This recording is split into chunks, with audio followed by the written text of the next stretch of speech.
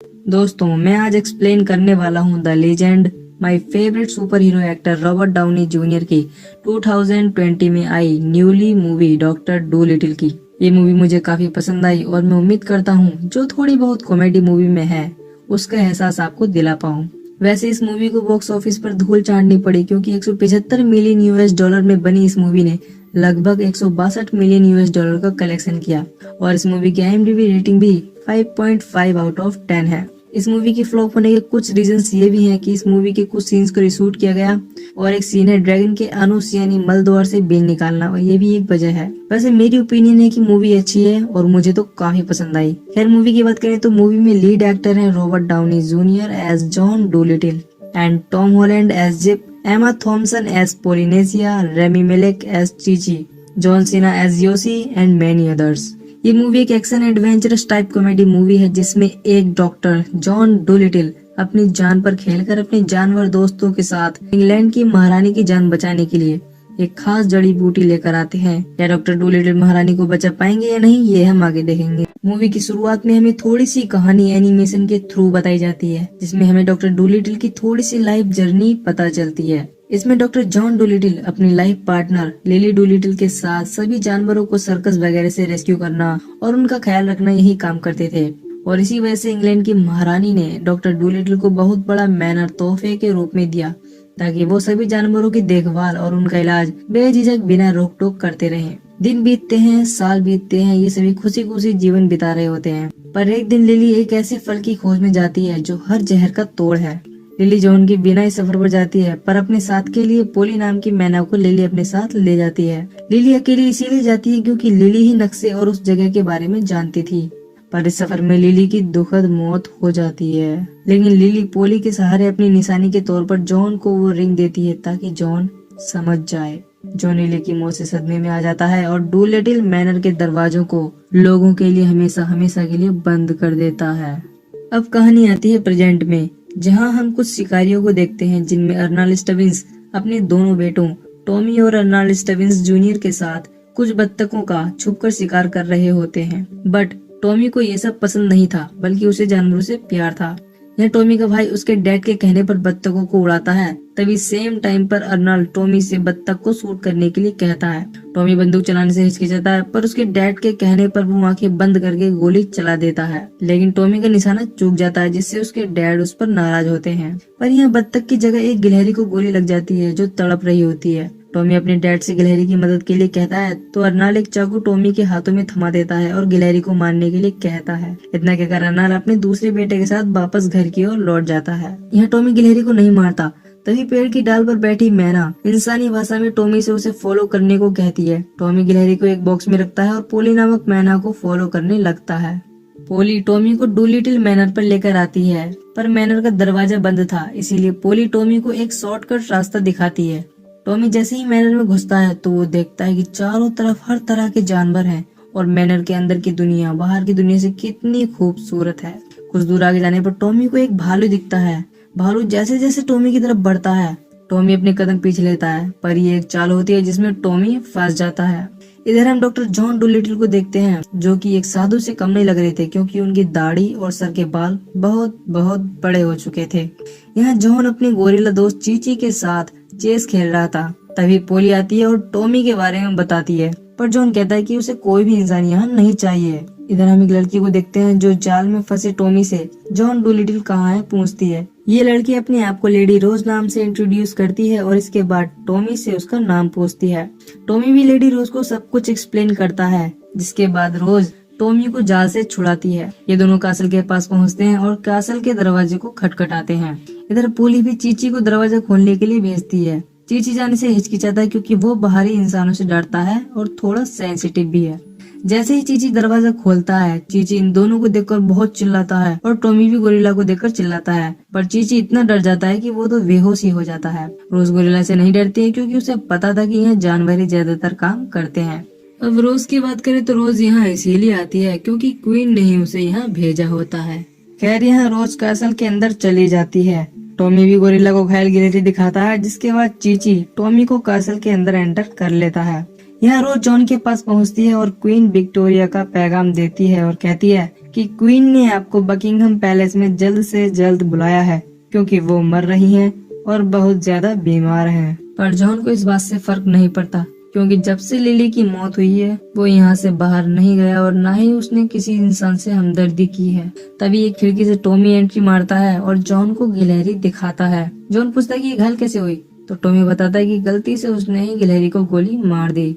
John के सभी जानवर दोस्त गिलहरी के ऑपरेशन की तैयारी करते हैं, जिसके बाद जॉन ऑपरेशन करता है और सक्सेसफुली गिलहरी को बचा लेता है। इसके बाद रोज फिर से उसे बकिंगहम पैलेस आने के लिए कहती है। यहाँ पोली जॉन को एक्सप्लेन करती है कि अगर जॉन ने क्वीन की जान नहीं बचाई तो रानी का दिया गया ये कैसल, ये मैनर सब छीन लिया जाएगा, जिसके बाद सारे जानवर बेघर हो जाएंगे। जॉन की ये बात सुनकर सिट्टी पिट्टी गुल हो जाती है। इसके बाद जॉन बकिंगहम पैलेस जाने के लिए तैयार हो जाता है, पर चीची और योशी नहीं चाहते कि जॉन पैलेस में इस हालत में जाए। चीची और योशी जॉन को बेहोश करते हैं और उसकी लंबी सी दाढ़ी को साफ कर देते हैं। इस सब के बाद जब भी जाने के लिए तैयार होते हैं तो टॉमी जॉन को उसे साथ लेने के लिए कहता है, क्योंकि टॉमी जॉन से जानवर से बात करना और उन्हें समझना सब कुछ सीखना चाहता है।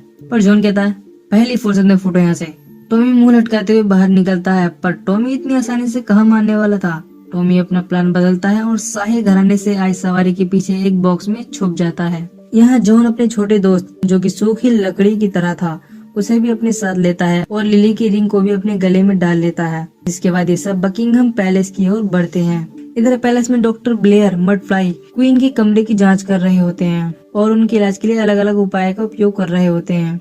तभी लॉर्ड थॉमस बैजली आते हैं जो कि राजघराने से होते हैं। यहाँ लॉर्ड थॉमस डॉक्टर ब्लेयर से क्वीन का हाल पूछते हैं तो मडफ्लाई बताता है कि क्वीन एक हफ्ते के अंदर ही मर जाएंगी।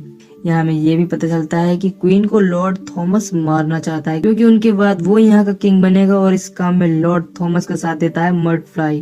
खैर हम ये जॉन को देखते हैं जो कि पैलेस में अपने सभी जानवर साथियों के साथ पहुंच चुका होता है।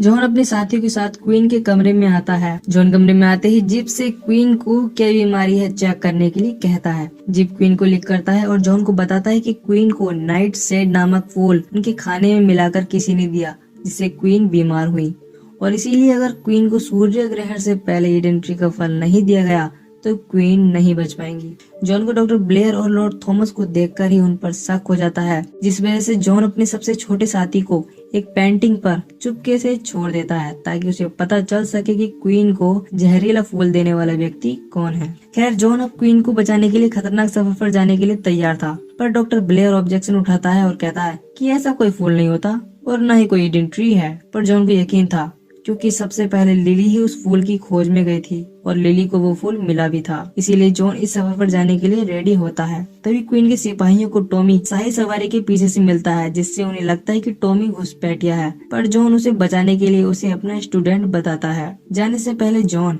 जिप को भी क्वीन की रखवाली के लिए यही छोड़ देता है। इस सब के बाद जॉन टॉमी से घर जाने के लिए कहता है। टॉमी कहता है मैं तो आपका स्टूडेंट हूँ ना। जॉन कहता है मैंने वो सब तुम्हें बचाने के लिए किया था, अब जाओ वापस अपने घर। हम देखते हैं कि टॉमी अपने घर वापस लौटता है जहाँ उसके पिता उसे काफी डांटते हैं, जिसके बाद वो काफी अपसेट हो जाता है। तभी पोली अपनी जिराफ और एक लोमड़ी दोस्त के साथ टॉमी के पास आती है और टॉमी से रेडी होने के लिए कहती है। टॉमी कहता है मिस्टर डूलिटल ने तो मुझे साथ लेने से मना कर दिया था ना। पोली कहती है देखो तुम खास हो, तुम जॉन और लिली की तरह ही खास हो, और जहाँ तक कि जॉन की बात है मैं उसे समझा दूंगी। टॉमी रेडी होता है और जिराफ की गर्दन पर बैठ जाता है, जिसके बाद ये जहाज की ओर बढ़ते हैं। पर जब तक कि वहाँ पहुँचते जहाज जा रहा था, पर इनके पास आखिरी मौका होता है ब्रिज। ये ब्रिज पर पहुँचते हैं और लिफ्ट से धीरे धीरे टॉमी को उतारते हैं। ये सारा दृश्य जॉन अपनी आंखों से देख रहा होता है। तभी लिफ्ट की रस्सी अटक जाती है। अब टॉमी के पास एक ही रास्ता होता है, जहाज पर छलांग लगाना, जिससे शायद टॉमी के हाथ पाँव टूट सकते थे। टॉमी छलांग लगाने के लिए रेडी होता है। जॉन कूदने से मना भी करता है, पर टॉमी छलांग लगा लेता है और थैंकफुली जहाज पर लैंड कर जाता है। टॉमी के आने से जॉन बहुत नाराज होता है और पोली को खरी खोटी सुनाता है, पर पोली के कन्विंस करने पर जॉन उसे एज अ वर्कर रख लेता है। इधर लॉर्ड थॉमस डॉक्टर ब्लेयर को जॉन का पीछा करने के लिए कहता है ताकि जॉन को ईडन ट्री का फल ना ला पाए, पर ये इस बात से बेखबर होते हैं कि इनकी सारी बातें जॉन का छोटू दोस्त सुन रहा है। इधर ये अपने सफर पर आगे बढ़ रहे होते हैं। यहाँ हमें एक फ्लैशबैक दिखता है जिसमें लिली जॉन से कह रही होती है कि ईडन ट्री तक जाने की हर जानकारी उसकी किताब में है। कौन सी किताब, ये हम आगे डिस्कस करेंगे। अगली सुबह टॉमी इकट्ठे किए गए कचरे को समुद्र में फेंकता है। तभी उसकी नजर एक जहाज पर जाती है जो उनकी तरफ तेजी से बढ़ रहा होता है। टॉमी जॉन को अलर्ट करता है, जिसके बाद जॉन उस जहाज को आइडेंटिफाई करता है। उस जहाज में डॉक्टर ब्लेयर होता है, यानी खतरे की घंटी। पर दो मंकी जॉन के कहने पर समुद्र में वेल के लिए साउंड वेव्स छोड़ते हैं, जिसके बाद एक वेल इनके पास आती है। जॉन चीची को एक रस्सी देता है जो जॉन के वाटर सूट से कनेक्ट होती है। जॉन चीची से कहता है कि वो उसके सिग्नल पर उसे ऊपर खींचेगा, पर चीची घबराता है, लेकिन जॉन उसे भरोसा दिलाता है कि तुम ये आसानी से कर लोगे। इसके बाद जॉन और योसी पानी में छलांग लगाते हैं और जहाज को वेल से बांध देते हैं। इसके बाद जहाज की रफ्तार 10 गुना बढ़ जाती है। डॉक्टर ब्लेयर ये सब देखकर जहाज पर फायर करवाता है, जिससे चीची से रस्सी छूट जाती है। पर एन वक्त पर टॉमी रस्सी को पकड़ लेता है और योसी भी आकर जॉन को खींचने में टॉमी का साथ देता है। पर धीरे धीरे रस्सी कमजोर होकर टूट जाती है, बट थैंकफुली तब तक जॉन जहाज को पकड़ लेता है। जॉन जहाज में आता है और सभी को थैंक यू कहता है। चीची जॉन से रस्सी छोड़ने के लिए माफी मांगता है। जॉन कहता है कोई बात नहीं, मैं ठीक हूँ और बाकी सब भी। इधर डॉक्टर ब्लेयर से जॉन का जहाज हाथ से निकल जाता है, पर डॉक्टर ब्लेयर इतनी आसानी से जॉन का पीछा नहीं छोड़ने वाला था। सीन चेंज होता है जहाँ जॉन और टॉमी वार्तालाप कर रहे होते हैं, जिसमें जॉन टॉमी से कहता है कि अगर उन्हें ईडन ट्री का फल चाहिए तो पहले उन्हें मोंटे वर्डे जाकर वो किताब चुरानी होगी जिसमें ईडन ट्री आइलैंड जाने तक की हर जानकारी है। और वो किताब है वहाँ के किंग रसोली के पास, और किंग रसोली जॉन का जानी दुश्मन भी है। अगली सुबह ये मोंटे वर्डे अपना बेस बदल कर पहुँचते हैं और छिपते छिपाते महल पहुँच जाते हैं। पर किताब के बीच ताला लगा दरवाजा था।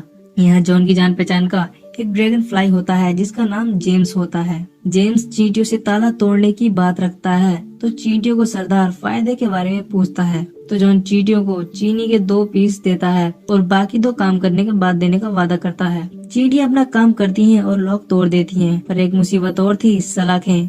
बट टॉमी उसमें से आसानी से अंदर चला जाता है, जहाँ उसे बहुत से शेर दिखाई देते हैं और किंग रसोली भी वहीं सो रहा था। पर टॉमी किताब तक पहुँच जाता है, पर ड्रैगन फ्लाई जेम्स एक सोए हुए शेर को जगा देता है, जिससे किंग रसोली भी जाग जाता है और जॉन एंड टॉमी को पकड़कर जेल में डलवा देता है। दोस्तों, इससे पहले मैं आपको बता दूं कि लिली किंग रसोली की बेटी थी और जॉन लिली को भाग कर ले गया और इसीलिए किंग रसोली ने जॉन को मारने का फैसला कर लिया। फिर यहाँ किंग रसोली की टॉमी से दुश्मनी नहीं थी, इसीलिए रसोली टॉमी को अपने साथ शामिल कर लेता है। तभी जॉन के सामने आता है बैरी नामक टाइगर, जो कि जॉन का पेशेंट रह चुका था। पर जॉन ने लिली को भगाकर बैरी का इलाज बीच में ही छोड़ दिया था, इसीलिए बैरी के दिल में जॉन के लिए बहुत ही खुन्नस थी। इधर टॉमी रसोली के साथ उनके दोपहर के खाने पर बैठा था। तभी जेम्स आता है, जिसके बाद टॉमी जेम्स के द्वारा पोली, योसी और चीची को संदेश देता है। इधर बैरी भी जॉन के पीछे हाथ धोकर पड़ा हुआ था, पर जॉन बैरी को शीशे और धूप की मदद से काफी देर तक चलाता है, जो कि काफी फनी सीन था।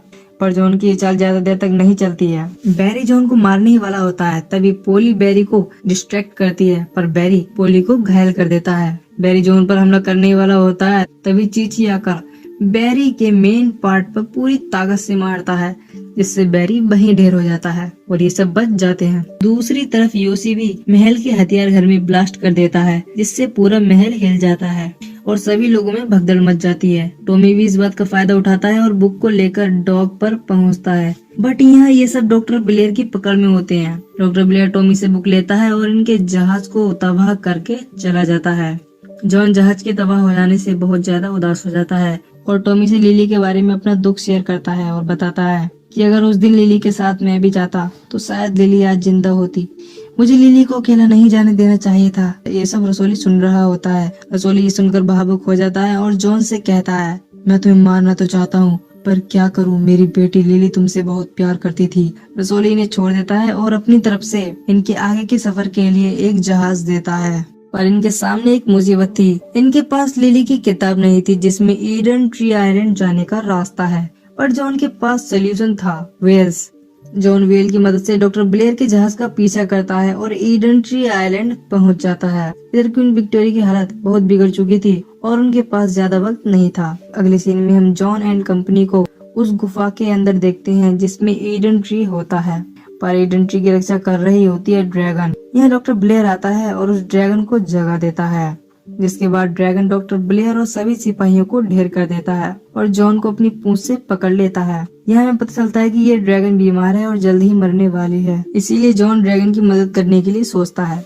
जॉन ड्रैगन के मलद्वार को क्लीन करता है, जिससे ड्रैगन अपनी रेड फॉर्म से लाइट ब्लू फॉर्म में आती है और ड्रैगन अब पूरी तरह से हेल्दी हो जाती है। ड्रैगन भी अपना फर्ज पूरा करती है और ईडन ट्री का रास्ता दिखाती है। यहाँ जॉन लिली की रिंग को यहीं रख देता है ताकि उसकी आत्मा को शांति मिल सके। इधर क्वीन की हालत बहुत ज्यादा बिगड़ चुकी थी और इनका अंतिम संस्कार करने के लिए प्रीस्ट भी आ चुके थे, पर अंतिम समय में जॉन डूलिटिल एंट्री मारता है। जॉन क्वीन को वो फल ना दे पाए, इसीलिए लॉर्ड थॉमस बेजली सिपाहियों से जॉन को पकड़ने के लिए कहता है, पर जॉन फल टॉमी को देता है और टॉमी उस फल की 2 बूंद क्वीन के होठों पर गिराता है। इससे क्वीन वापस होश में आती हैं और एकदम स्वस्थ हो जाती हैं। ये देखकर लॉर्ड थॉमस जॉन को क्वीन की जान बचाने के लिए शुक्रिया कहने का झूठा दिखावा करता है, पर जॉन पेंटिंग पर छिपे अपने छोटू दोस्त से तब से अब तक की सभी बातें सुनता है। जॉन बताता है कि लॉर्ड थॉमस बेजली की दाएं जेब में नाइट शेड नामक जहर की शीशी है। क्वीन के कहने पर सिपाही लॉर्ड थॉमस की तलाशी लेते हैं तो वाकई में उसकी दाएं जेब से जहर की शीशी निकलती है। ये सब देखकर क्वीन विक्टोरिया लॉर्ड थॉमस को कैद खाने में डालने का आदेश देती है और जॉन डूलिटिल को उनकी जान बचाने के लिए थैंक यू कहती है और लेडी रोज भी टॉमी को किस करती है। अगले सीन में हम देखते हैं कि जॉन ने डूलिटिल मैनर के दरवाजों को लोगों के लिए फिर से खोल दिया है और इस काम में उसका साथ दे रहा है टॉमी, और मूवी यहीं पर हैप्पी एंडिंग हो जाती है। बट दोस्तों हमें एक पोस्ट क्रेडिट सीन देखने को मिलता है जिसमें डॉक्टर ब्लेयर मडफ्लाई चमगादड़ों से बात करने की कोशिश कर रहा होता है, पर चमगादड़ों को कुछ समझ नहीं आता, जिस वजह से चमगादड़ डॉक्टर ब्लेयर पर अटैक कर देती हैं और मूवी यहीं पर खत्म हो जाती है। दोस्तों आपको एक्सप्लेनेशन पसंद आए तो वीडियो को लाइक करो और सबसे ज्यादा जरूरी प्लीज चैनल सब्सक्राइब करो और बेल आइकन दबाकर ऑल सिलेक्ट करो so that when I will upload new video you will get the notification. दोस्तों अगर आपको मूवी से रिलेटेड कोई भी क्वेश्चन हो तो कमेंट सेक्शन में जरूर पूछना। तो मैं मिलूंगा आपसे अगली वीडियो में, तब तक के लिए बाय बाय।